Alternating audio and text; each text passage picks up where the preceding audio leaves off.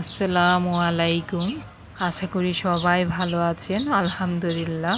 সবাইকে রমজানের রহমতের শুভ সকালে শুভেচ্ছা জানিয়ে শুরু করছি আজকের মতো ছোট্ট আরেকটি ভিডিও। আসছে বলে অপেক্ষায় থাকার একদিন পার হয়ে গেল রহমতের। খুবই মূল্যবান সময় অপচয় করতে ইচ্ছে করছে না। তারপরও ভিউয়ার্সদের জন্য অল্প কিছু সময় সকাল সকাল বের করে নিলাম। আজকে আমি কোনো রান্নাবান্না নিয়ে ভিডিও শেয়ার করিনি।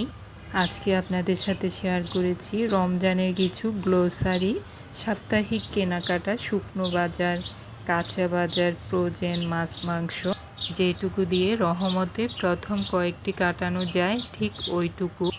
আমার খুব একটা বেশি একসাথে বাজার করতে ইচ্ছে করে না। যখন যাই লাগবে তখন তাই নিয়ে আসি। সব কিছু মহান রাব্বুল আলামিনের হাতে, আমাদের হাতে কিছুই নেই, এটা তো আমরা বুঝতে হবে। একটা নিঃশ্বাস ফেলে আরেকটা নিঃশ্বাস নেওয়ার এই নিশ্চয়তাটাও আমাদের কাছে নেই। তো এইখানে আমি অল্প অল্প করে কিছু শুকনো বাজার আনিয়ে নিয়েছি। মধু নিয়েছি আল হারামাইন থেকে। মধুগুলো আমার খুবই ভালো লাগে, সবসময়ই খাওয়া হয়। চিয়া সিড, মধু, রোজার জন্য চিয়া সিডটাও আনা হয়েছে। তো মধু এনেছি 2টা।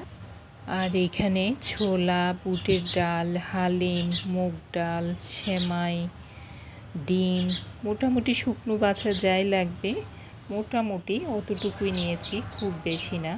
আর এখানে কাঁচা বাজার নিয়েছি, কাঁচা মরিচ, গাজর, ক্ষীরা নিয়েছি, ধনে পাতা, তারপর কাঁচা মরিচ, আর আছে বিটরুটটা।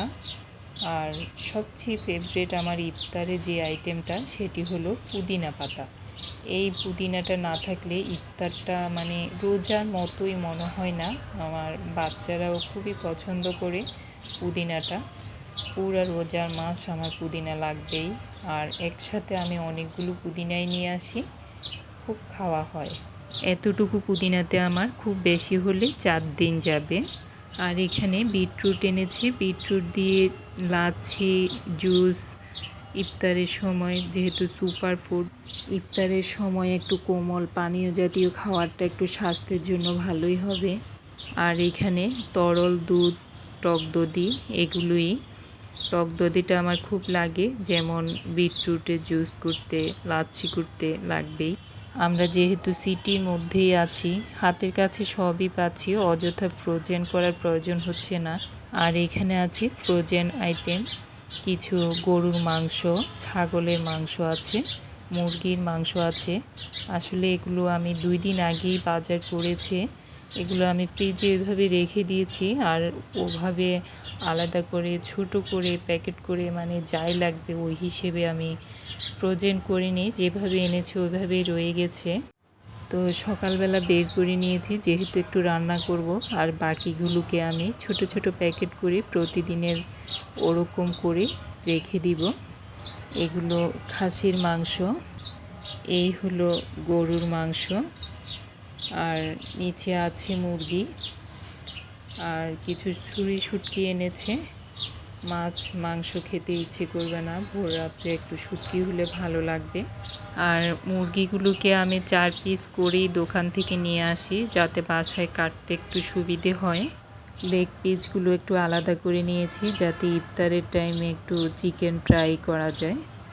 তো আমার সবচেয়ে ফেভারিট হলো এই শুটকিটাই।